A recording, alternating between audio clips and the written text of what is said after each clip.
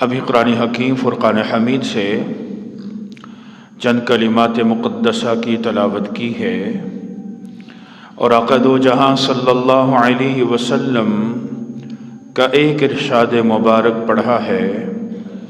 دعا کریں کہ اللہ کریم مجھے صحیح بیان کرنے کی توفیق عطا فرمائے اور ہم سبھی کو اس پر عمل کرنے کی توفیق عطا فرمائے۔ اللہ تعالیٰ نے تمام بنی نوع انسان کو جو فضیلت عطا فرمائی، مرتبہ عطا فرمایا، مقام عطا فرمایا، وہ صرف اس وجہ سے عطا کیا کہ اللہ انسان کو اپنی عبادت کرتے ہوئے دیکھنا چاہتا ہے، اور وہ تمام خواہشات، وہ تمام ایسے ذرائع جو انسان کو اللہ سے دور کرتے ہیں، اللہ تعالیٰ یہ دیکھنا چاہتا ہے کہ ان ذرائع کو خاطر میں نہ لاتے ہوئے انسان میری عبادت کیسے کرتا ہے۔ اللہ نے انبیاء علیہ السلام کا سلسلہ چلایا، آدم علیہ السلام سے لے کر اپنے پیارے نبی صلی اللہ علیہ وآلہ وسلم تک انبیاءوں کو بھیجا، پھر اپنے پیارے نبی صلی اللہ علیہ وآلہ وسلم کو صحابہ جیسی جماعت عطا فرمائی۔ آپ دیکھیے کتنے ہی انسان اس دنیا میں اس وقت موجود ہیں، تقریباً 8 ارب کی پاپولیشن ہے، کتنے آ چکے، کتنے آنے والے۔ اللہ نے ان سارے انسانوں میں سے 1,44,000 کو چنا، اپنے پیارے نبی کی شاگردگی میں دیا، اپنے پیارے نبی کی صحبت میں رکھا۔ وہ ایک ایک شخص، وہ ایک ایک ہستی صحابی کے مرتبے پہ فائز ہوئی، ان کو صحابہ کہا جانے لگا۔ یہ صحابہ کی عظمت کس وجہ سے تھی؟ صرف اس وجہ سے نہیں کہ انہوں نے آقا علیہ الصلوۃ والسلام کے ساتھ جنگوں میں حصہ لیا، صرف اس وجہ سے نہیں کہ انہوں نے فاقہ گزارا، صرف اس وجہ سے نہیں کہ وہ رکوع اور سجدے میں رہتے تھے، صرف اس وجہ سے نہیں کہ انہوں نے مکہ کو چھوڑا مدینہ میں آ گئے، بلکہ اصل وجہ کیا تھی کہ جناب نبی اکرم صلی اللہ علیہ وسلم کی نسبت ان کو حاصل تھی۔ وہ آقا علیہ الصلوۃ والسلام کے شاگرد تھے، وہ آقا علیہ الصلوۃ والسلام کی صحبت میں رہے، وہ آقا علیہ الصلوۃ والسلام کے چہرہ انور کی زیارت کرتے تھے، جو آقا کہتے تھے وہ عمل کرتے تھے، جس سے منع کرتے تھے اس سے رک جاتے تھے۔ ان کی تو اپنی زندگی اس انداز سے نہیں تھی، اگر وہ جیتے تھے وہ جناب نبی اکرم صلی اللہ علیہ وسلم کے ساتھ اور ان کے فرامین میں جیتے تھے۔ اور ان تمام صحابہ میں سب سے افضل صحابی کہ جن کے بارے میں رب کائنات نے فرمایا الا تنصروہ، اے لوگو، اے ایمان والو، اگر تم میرے نبی کی مدد نہیں کرو گے، اگر تم میرے نبی کا ساتھ نہیں دو گے، اللہ کہتا ہے مجھے کوئی پرواہ نہیں ہے، فقد نصرہ اللہ، اللہ نے اپنے نبی کی مدد اس وقت بھی کی تھی اذ اخرجہ الذین کفروا، جب مکہ کے کافروں نے میرے نبی کو نکالا تھا، ثانی اثنین اذ ہما فی الغار، اور میرے نبی 2 میں دوسرے تھے، اور وہ دوسرا کون تھا جو غار میں تھا؟ وہ جناب صدیق اکبر رضی اللہ تعالی عنہ کی ذات محترم تھی۔ اللہ نے بیان فرمایا کہ جس طرح اللہ نے صدیق کو چنا، اپنے نبی کو اس کے ساتھ رکھا، اللہ ایسے ہی کسی بھی انسان کو چن سکتا ہے جو اپنے نبی، جو پیارے نبی کی مدد کے لیے آگے بڑھے گا۔ اللہ کو تمہاری مدد نہیں چاہیے، اللہ کو تو صدیق چاہیے کہ جس صدیق نے آقا علیہ الصلوۃ والسلام کی مدد فرمائی، مدد کی جب وہ غار میں چلے گئے۔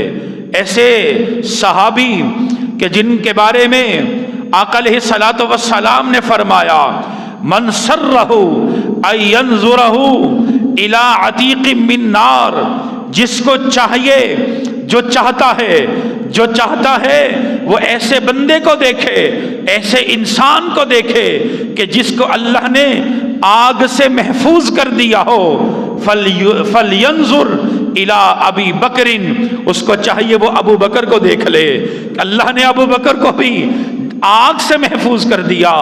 وہ ابو بکر صدیق رضی اللہ تعالی عنہ جو جمادی الثانی میں دنیا سے رخصت ہوئے، یہ جو ایام چل رہے ہیں یہ جناب صدیق اکبر رضی اللہ تعالی عنہ کی یاد دلاتے ہیں، وہ یاد دلاتے ہیں اس صداقت کی، وہ یاد دلاتے ہیں اس یار غار کی جب آقا علیہ الصلوۃ والسلام اپنے حجرے مبارک سے نکلتے ہیں، ہجرت کی رات ہے، آقا آگے بڑھے، جناب صدیق اکبر رضی اللہ تعالی عنہ کے گھر تشریف لے گئے، دروازہ کھٹکھٹاتے ہیں، آقا علیہ الصلوۃ والسلام کے لیے ابو بکر اپنے گھر کا دروازہ کھولتے ہیں، حیران ہو جاتے ہیں، اے اللہ کے نبی فداک ابی و امی، میرے والدین آپ پر قربان ہو جائیں، آپ اس وقت تشریف لائے۔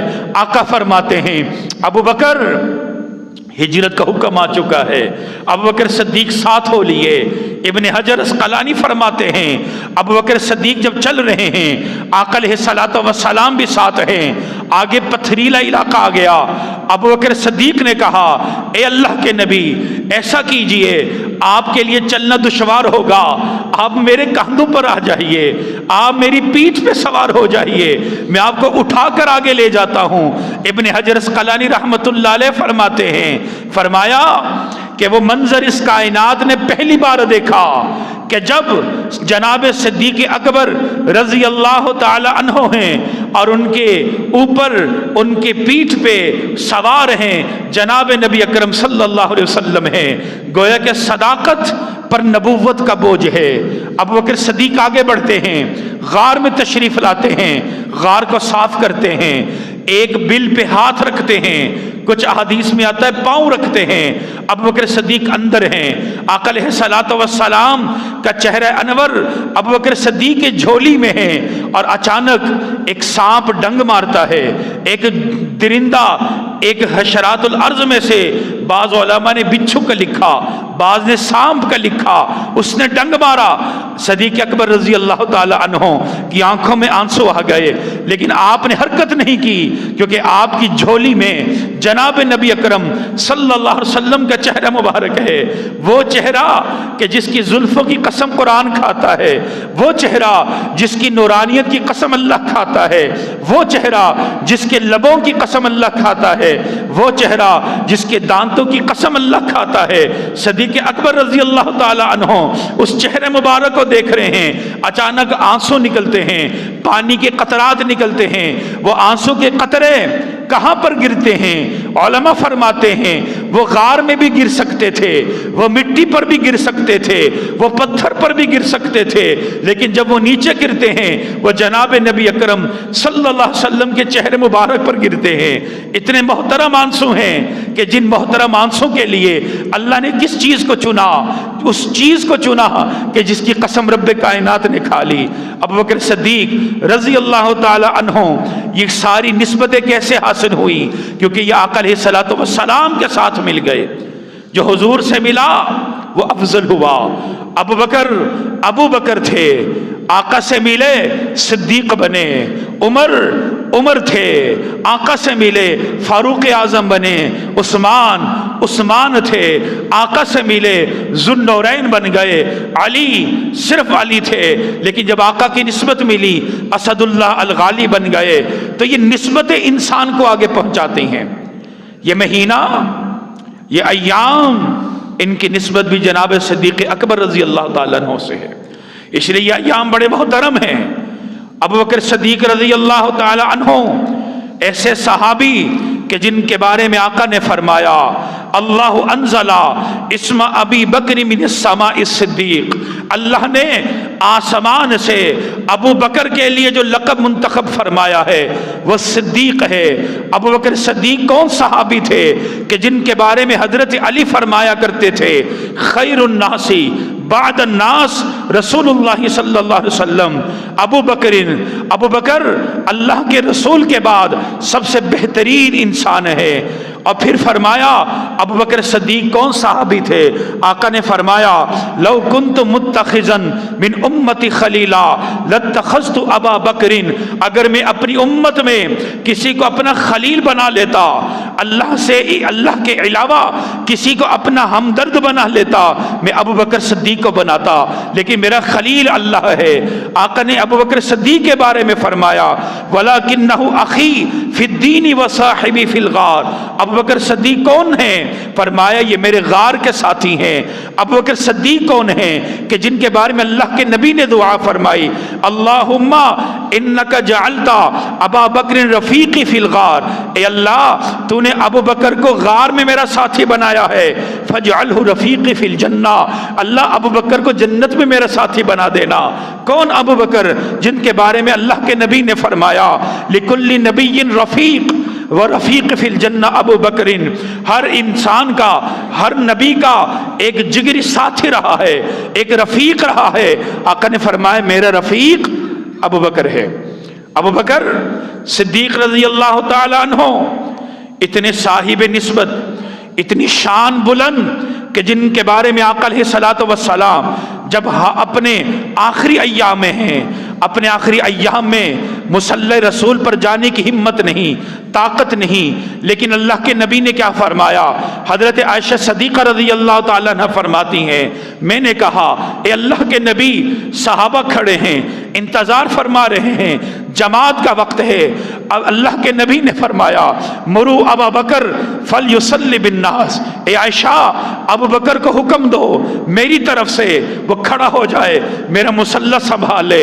حضرت عائشہ فرماتی ہیں اے اللہ کے نبی آپ کیا فرما رہے ہیں؟ آپ کے ہوتے ہوئے کسی کی کیا مجال ہے؟ آپ آئیے تشریف لائیے۔ آقا پھر فرماتے ہیں ابو بکر کو کہو میرا مصلی سنبھالے۔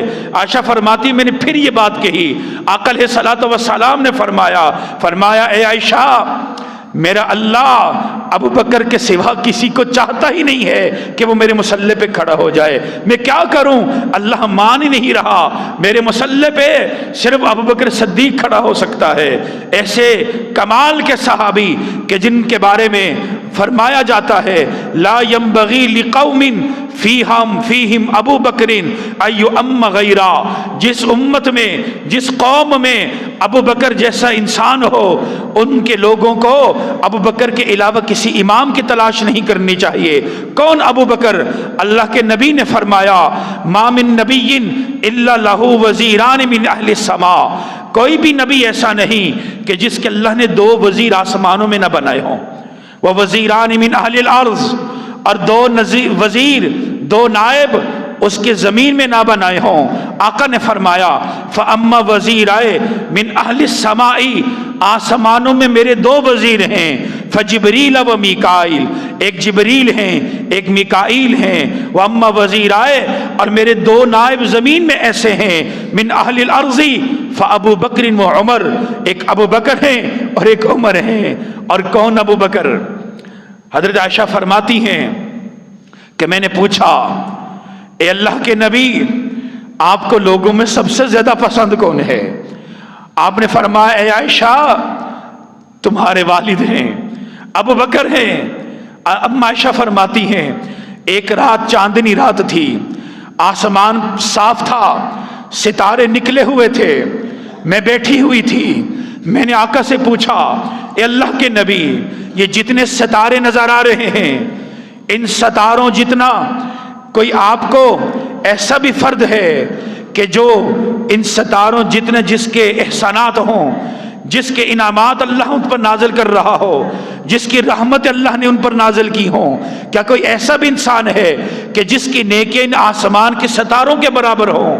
آقا نے فرمایا عائشہ ہاں ایک انسان ہے۔ فرمایا کون؟ پوچھا کون؟ کہا عمر ہیں۔ عائشہ فرماتی ہیں میں چپ ہو گئی۔ آقا نے فرمایا عائشہ تم لگتا ہے محسوس کر گئی ہے، عائشہ تمہارے والد ابو بکر جو ہیں ان کے احسانات، ان کے نیکیاں ان ستاروں سے بھی زیادہ ہیں۔ آقا نے ان کے بارے میں فرمایا تھا کہ میں نے سب احسانات کا بدلہ دنیا میں لوگوں کو دے دیا، ابو بکر وہ ہے کہ جس کے احسان کا بدلہ اللہ جنت میں دے گا۔ تو آج ہمیں چاہیے ہم ابو بکر صدیق رضی اللہ تعالی عنہ کی سیرت کا مطالعہ کریں، ان کے مزاج کو دیکھیں، کس طرح آقا کی بات کو تسلیم کیا، صدیق بن گئے، عقل نہیں دوڑائی۔ آج ہمیں کوئی کہتا ہے بھائی سود چھوڑ دو، ہم کہتے ہیں بھائی دلیل لے کر آؤ۔ کوئی کہتا ہے بھائی رشوت چھوڑ دو، ہم کہتا ہے بھائی بیوی بچے کیا کھائیں گے۔ کوئی کہتا ہے بے حیائی چھوڑ دو، کہتے ہیں بھائی انٹرٹینمنٹ کیسے ہوگی۔